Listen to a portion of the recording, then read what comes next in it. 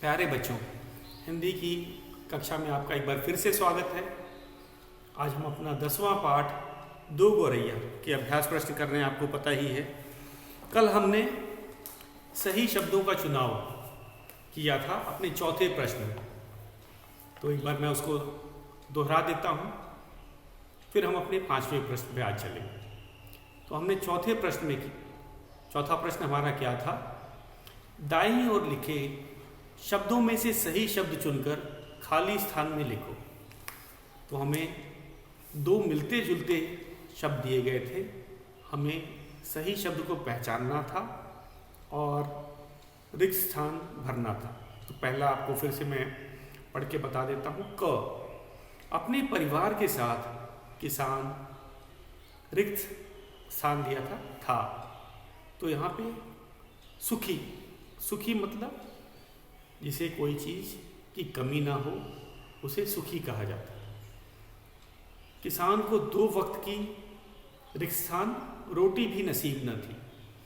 तो यहाँ पे सुखी का अर्थ है जो कि वह सूखी रोटी का अर्थ होता है कि वे बहुत मुश्किल से अपना गुजारा चला रहा था।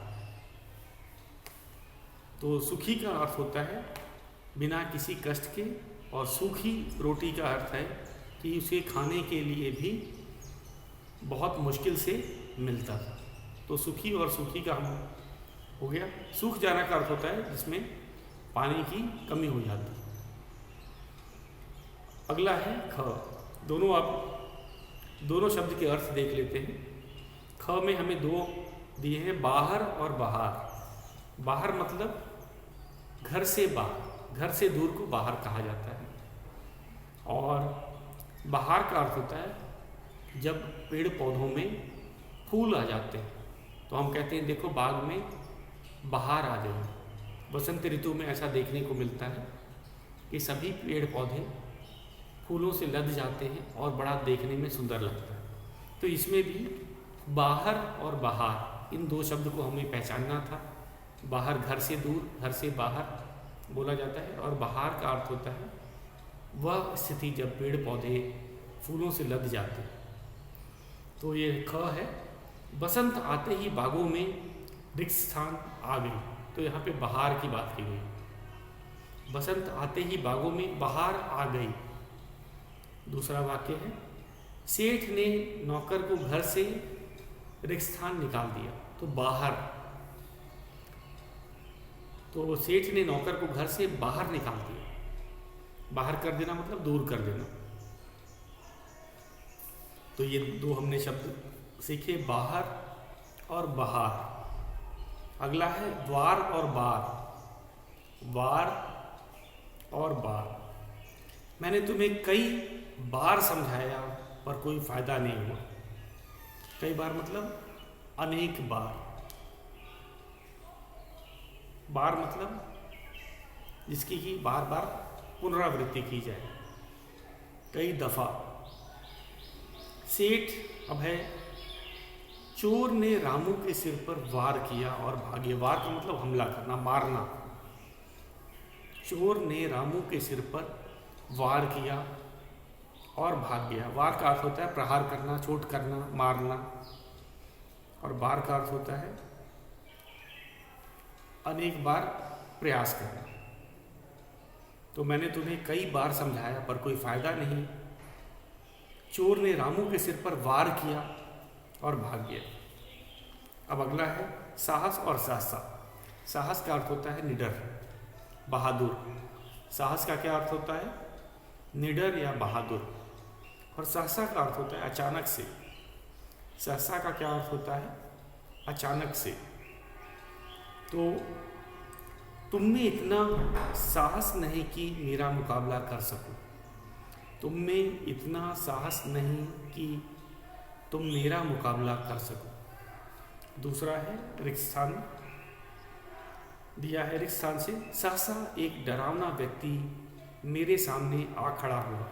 सहसा एक डरावना व्यक्ति मेरे सामने आ खड़ा हुआ। तो सहसा का अर्थ होता है अचानक से, और साहस का अर्थ होता है निडर या बहादुर। अब है अपना अगला वाक्य है समान और सामान। समान का अर्थ होता है एक बराबर। जैसे संविधान की नज़र में सभी नागरिक समान हैं। समान मतलब एक बराबर, और सामान होता है वस्तुओं को समान कहा जाता है। तो घर का सारा यहाँ पे सामान होगा। सामान इधर उधर बिखरा पड़ा था। दूसरा वाक्य है अकबर सभी धर्मों का समान रूप से आदर करता था। समान रूप मतलब एक बराबर, बिना किसी भेदभाव के। तो हमने समान और समान के बीच में अंतर हमें पता चल गया। अब हम चलेंगे अपने 5वें प्रश्न। तो बच्चों 5वां प्रश्न हमारा कौन सा है उसे हम लिखते हैं।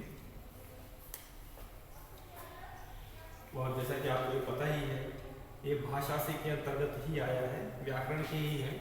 तो जो भी व्याकरण का प्रश्न होता है भाषा से के अंतर्गत आता है, भाषा से।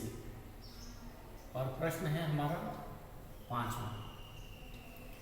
जैसा कि मैंने आपको बताया था कि ये है इन वाक्यों को पढ़ो और समझो, और फिर हम लोग इस वाक्यों को जरा आप क्रिया का पता लगाओ। इन वाक्यों में क्रिया क्या है। मैं लिख रहा हूं इन वाक्यों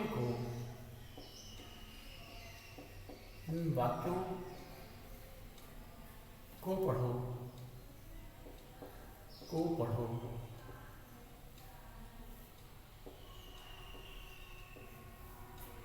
और समझो। पहले हम वाक्यों को लिखते हैं, पढ़ते हैं, समझते हैं, उसके बाद आगे बढ़ते हैं।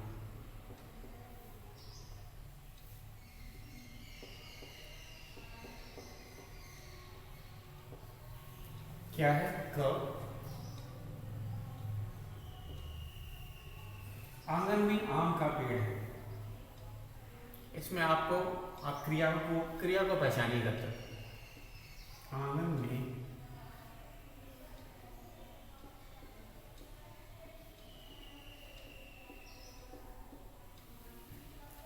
आम का पेड़ है। आम का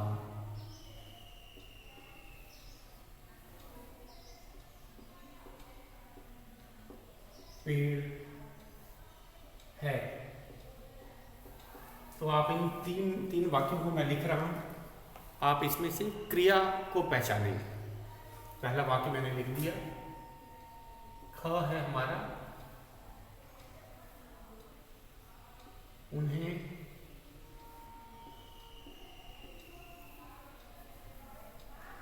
घर पसंद आ गया था। उन्हें घर पसंद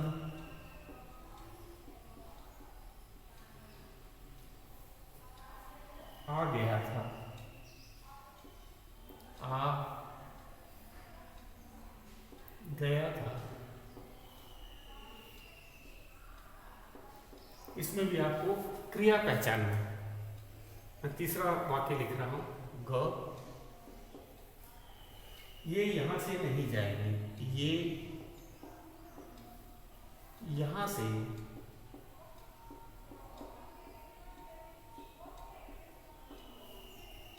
नहीं जाएगी।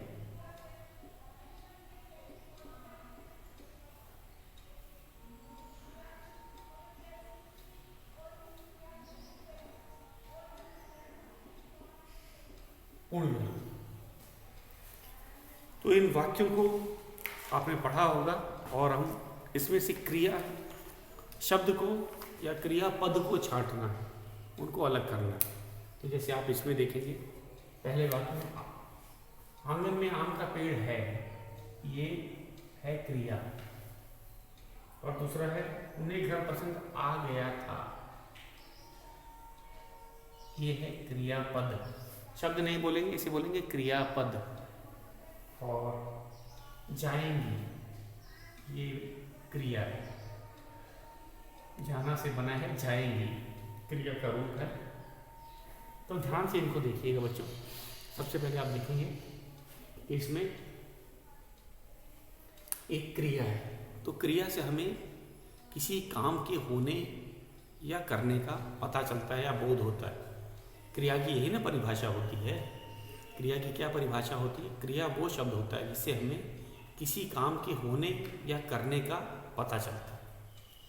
तो क्रिया बच्चों केवल किसी काम के होने या करने का ही नहीं बताता, बल्कि वो काम किस समय हुआ है, वो समय का भी बोध कराता है। और आपको पता ही है कि जो है क्रिया का ही रूप काल का निर्धारण करता है। क्रिया का रूप ही काल बताता है। और काल के भेद 3 भेद होते हैं, आपने पढ़ा था। कौन कौन से 3 भेद होते हैं? भूतकाल, इसमें जो काम हो है वो हो चुका है, बीते समय में हो चुका है, उसे भूतकाल कहते हैं। जो काम अभी बोले जाते समय हो रहा है उसे वर्तमान काल कहते हैं। और जो काम भविष्य में आगे आने वाले समय में होएगा उसे भविष्य काल कहते हैं या भविष्यत काल कहते हैं। दोनों, भविष्य काल या भविष्यत काल, दोनों ही सही है।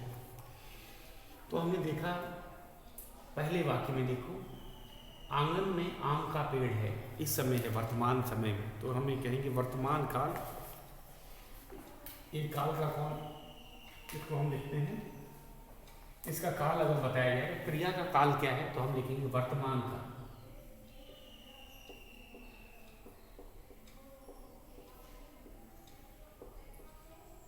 इस वाक्य में, पहले वाक्य क वाक्य में क्रिया का जो है काल वर्तमान काल में, इन्हें घर पसंद आ गया था, तो ये है भूतकाल। भूत काल, ये यहां से नहीं जाएंगी, जाएंगी से हमें पता चलता है भविष्य काल।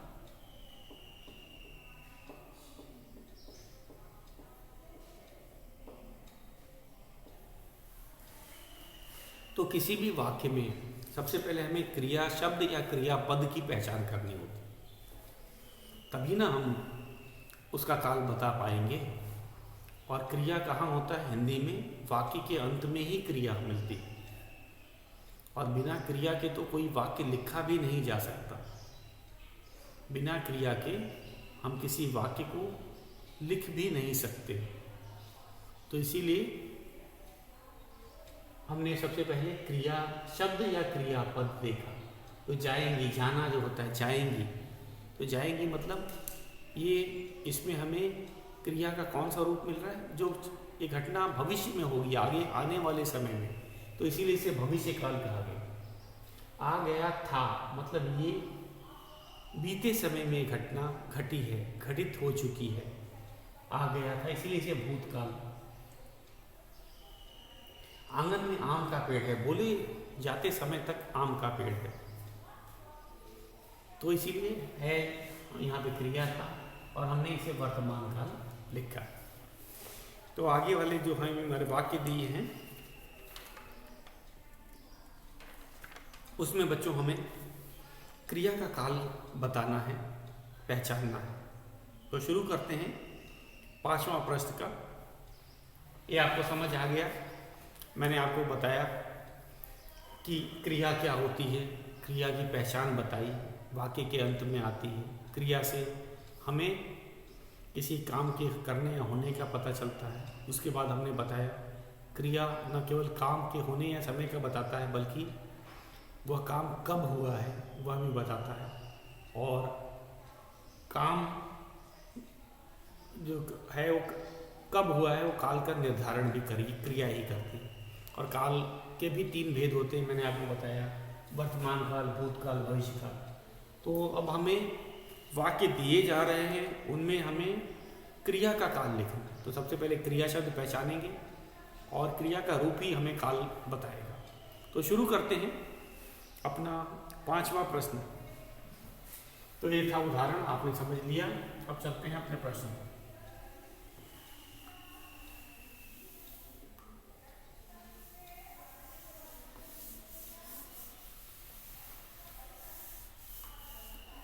हमारा इन वाक्यों में क्रिया का काल लिखो। तो पहले हम वाक्य लिखेंगे। इन वाक्यों,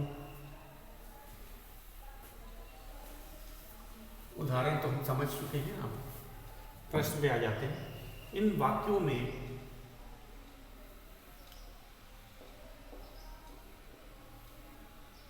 क्रिया का काल लिखो।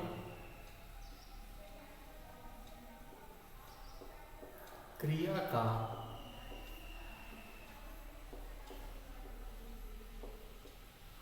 काल लिखो।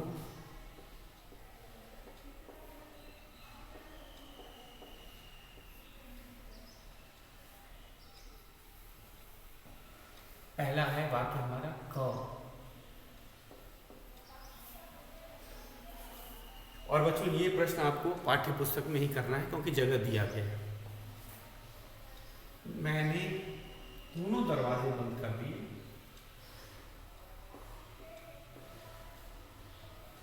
मैंने दोनों दरवाजे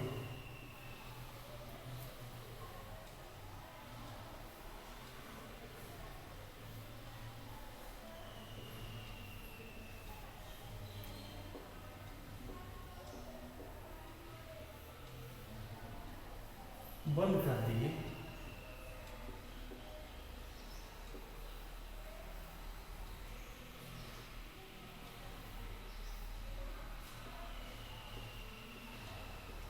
पूर्ण विराम। और इसके बाद हमें वाक्य के बाद में हमें क्रिया का काल बताना था।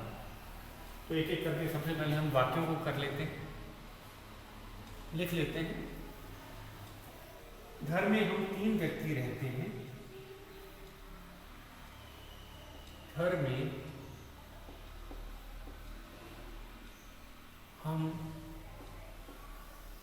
3 व्यक्ति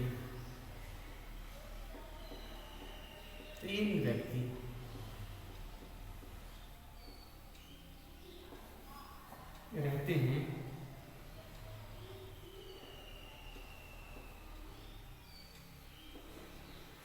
पूर्ण विराम।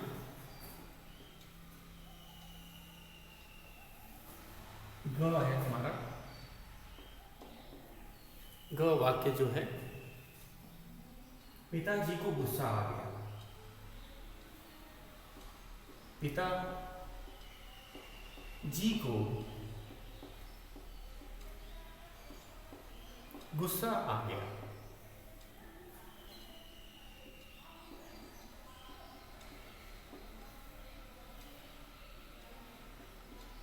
आ गया।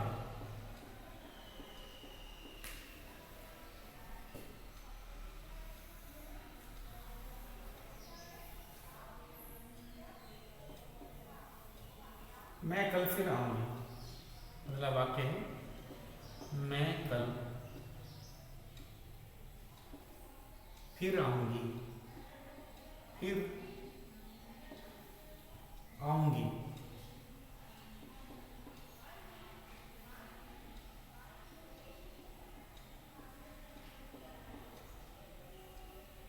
पूर्ण विराम। और अंतिम वाक्य है 5वां अंग, दोनों मजे से गाना गा रहे हैं। दोनों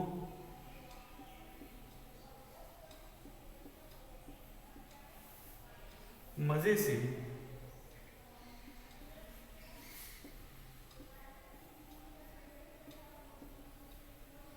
गाना गा रही है।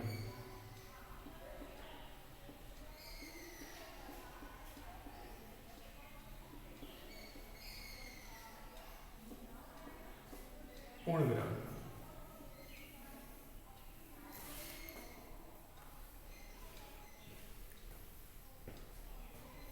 तो बच्चों हम चलते हैं, एक एक करके वाक्यों को लेते हैं।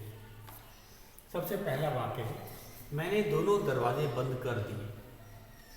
तो यहाँ पे बंद कर दिए, ये है क्रियापद। मैं इसको लाल रंग से रेखांकित कर देता हूँ ताकि आपको क्रियापद पहचानने में कोई परेशानी ना हो।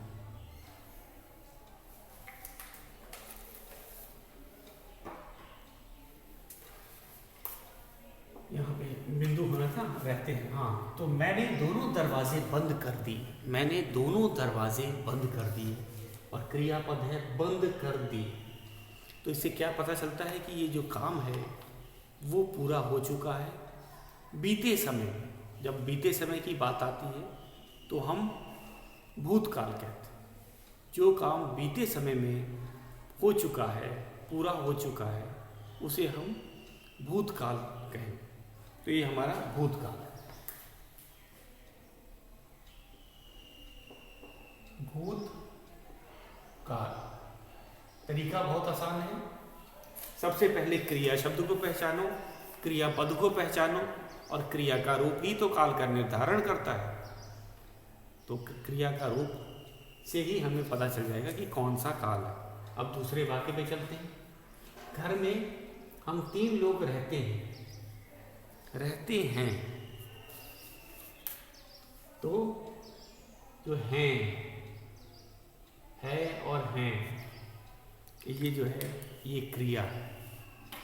तो ये क्रिया का रूप क्या बताता है कि ये वर्तमान काल है। अभी भी बोले जाते समय भी ये क्रिया हो रही है, रहते हैं लोग। तो ये है हम वर्तमान काल, इसमें लिखेंगे वर्तमान काल। अब चलते हैं, अगला है हमारा ग। पिताजी को गुस्सा आ गया, पिताजी को गुस्सा आ गया। तो इसे जैसा कि हम जो गया, क्रिया जो है गया, तो ये हमें बताती है कि ये जो काम बीते समय में हुआ है, तो बीते समय को हम भूतकाल बोलते हैं। आ गया, तो ये भूतकाल होगा। भूतकाल, क्रिया का काल क्या है? भूतकाल। क्रिया का काल क्या है? भूतकाल। मैं कल फिर आऊंगी, आऊंगी मतलब आगे आने वाले समय में, कल आगे आने वाला समय की बात की गई है। तो हम आगे आने वाले समय आऊंगी, ये क्रिया है, इसको हमने रेखांकित कर दिया, आपको पहचानने में आसानी रहेगी। और इसका अर्थ है आगे आने वाले समय में ये घटना घटेगी, आने की। तो हम इसे लिखेंगे भविष्य काल।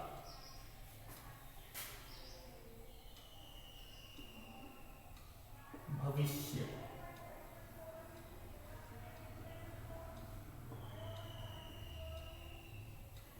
इसे साथ साथ लिखते भी जाना है बच्चों।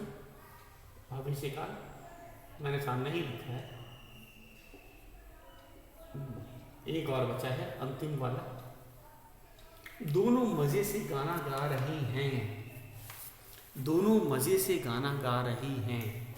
तो यहाँ क्रिया है हैं, और जैसा कि आपको पता ही है ये वर्तमान काल की क्रिया है कि गाना गाने का जो काम अभी भी चल रहा है, अभी भी घटना। तो ये है वर्तमान काल।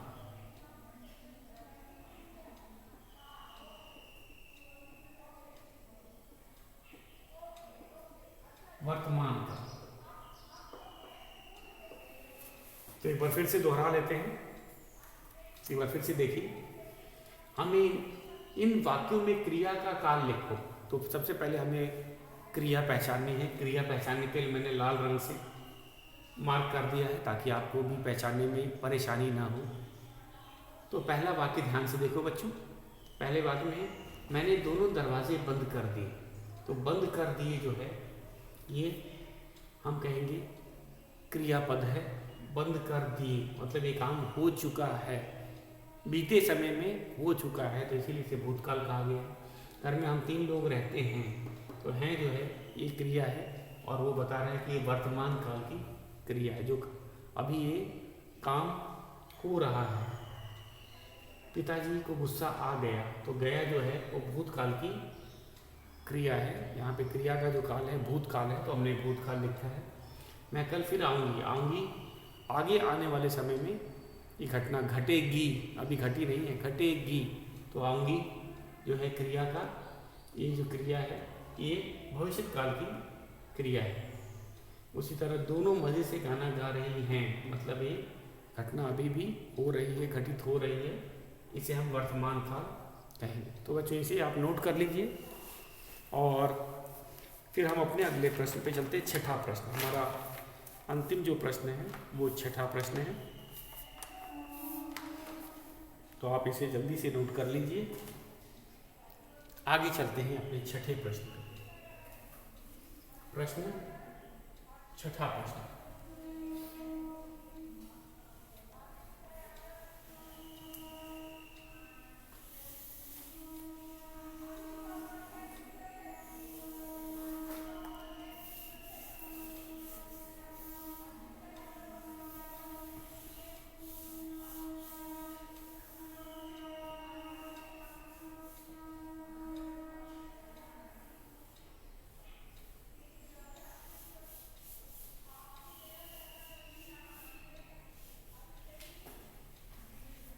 हमारा छठा प्रश्न है, नीचे लिखे वाक्यों में क्रिया विशेषण शब्दों के नीचे रेखा खींचो। छठा प्रश्न है। प्रश्न 6 क्या है? नीचे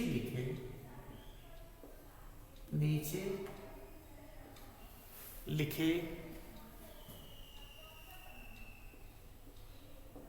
इसे भी आप पाठ्य पुस्तक में ही करेंगे क्योंकि जगह दिया हुआ है, इसमें हमें केवल रेखा ही खींचनी है। नीचे लिखे वाक्यों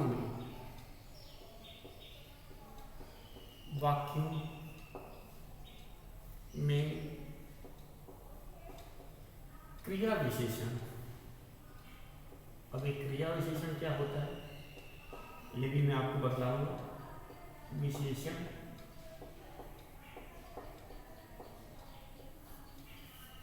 शब्दों के नीचे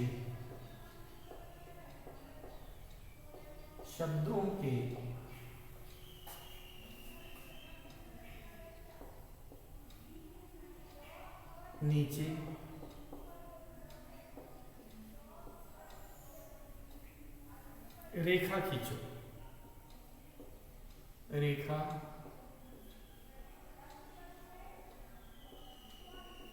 खींचो। तो पहले आ जाते हैं क्रिया विशेषण होता क्या है, उसको तो जान लें कि क्रिया विशेषण किसे कहा जाता है। तो क्रिया विशेषण दो शब्दों को मिलकर बना है। कौन कौन से दो शब्द हैं? क्रिया और विशेषण। क्रिया होता है वो शब्द जिससे हमें किसी काम के होने या करने का पता चलता है या बोध होता है, उसे क्रिया कहते हैं। अभी हम क्रिया के बारे में ही बात कर रहे थे। और विशेषण शब्द होता है, विशेषण जो शब्द होता है किसी संज्ञा की विशेषता बताता है, संज्ञा या सर्वनाम की विशेषता बताता है, उसे विशेषण कहते हैं। तो क्रिया विशेषण जैसा कि आपको नाम से ही पता चल रहा है, तो क्रिया विशेषण वह शब्द होता है जो किसी क्रिया की विशेषता बता रहा है। कोई घटना घट रही है तो उसकी क्या विशेषता है। जैसे हम एक उदाहरण मैं देता हूं आपको। उदाहरण के तौर पर लेना है, कछुआ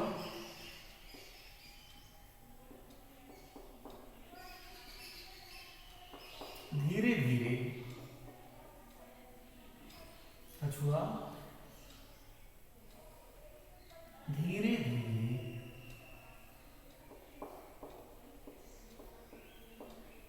चलता है। कछुआ धीरे धीरे चलता है। तो चलता है ये क्रिया है, आपको पता है ये है क्रिया। और ये जो धीरे धीरे चलने का एक प्रकार है, कैसे चल रहा है धीरे धीरे, तो ये क्रिया विशेषण हो, क्रिया की विशेषता है। तो ये बच्चों ये क्रिया विशेषण हो गया, क्रिया विशेषण। तो क्रिया विशेषण आपको पता चल गया। कछुआ धीरे धीरे चलता है, चलता है क्रिया है, चलना एक क्रिया है, लेकिन कैसे चल रहा है? धीरे धीरे। चलने की क्या विशेषता है कि कछुआ बहुत धीरे चलता है, तो धीरे धीरे क्रिया विशेषण। ये किसकी विशेषता बता रहा है? क्रिया की। तो जो शब्द क्रिया की विशेषता बताता है उसे क्रिया विशेषण कहते हैं। तो बच्चों आज का इतना ही रखते हैं। आपको गृह कार्य में देता हूँ। आपका आज का गृह कार्य है कि क्रिया विशेषण किसे कहते हैं। आप उदाहरण के साथ इसे याद करेंगे। तो क्रिया विशेषण किसे कहते हैं, उदाहरण सहित समझाइए। तो ऐसे प्रश्न परीक्षा में भी आ सकते हैं। तो आज आपका गृह कार्य है क्रिया विशेषण किसे कहते हैं, उदाहरण सहित समझाइए। और इन प्रश्नों को, आगे वाले जो प्रश्न दिए हैं उन्हें हम कल करेंगे।